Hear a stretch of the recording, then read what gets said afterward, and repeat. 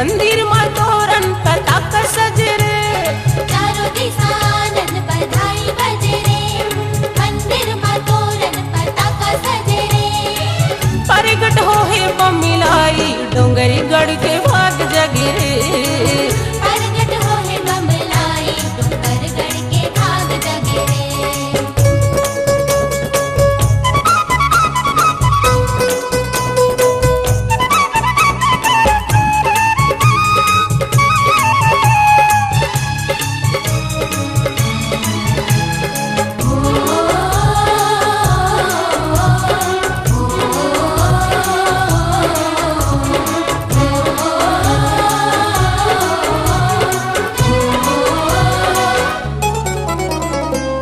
ऊंचा पर्वत माही बिराज बमलेश्वरी महारानी।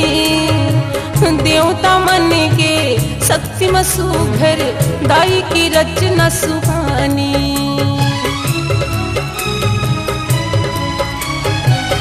ऊंचा पर्वत माही बिराज बमलेश्वरी महारानी।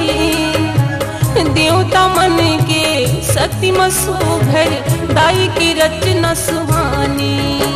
ओ मैया जी के मड़िया में जोत जले रे, शेर में सवार होके दाई चले रे। चारों दिशा आनंद बधाई बज रे, मंदिर में तोरण पताका सज रे। चारों दिशा आनंद बधाई बजे रे, मंदिर में तोरण पताका सजे रे। प्रगट होए बमिलाई डोंगरी गढ़ के भाग जगे रे। प्रगट होए बमिलाई डोंगरगढ़ के भाग जगे रे।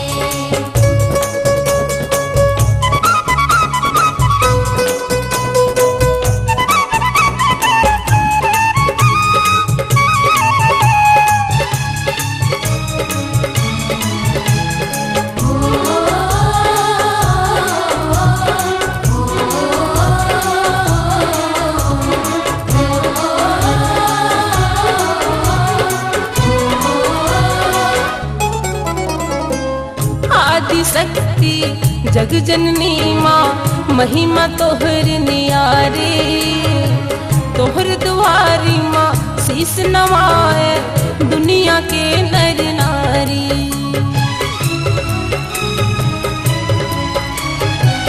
आदि शक्ति जग जननी माँ महिमा तोहर नियारी।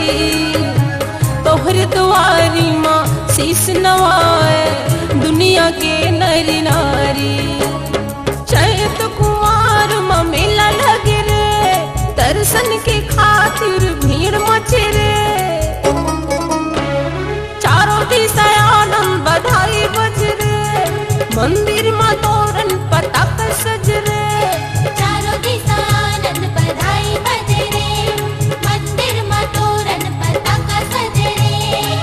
प्रगट होए बमिलाई डोंगरी गढ़ के भाग जगे रे।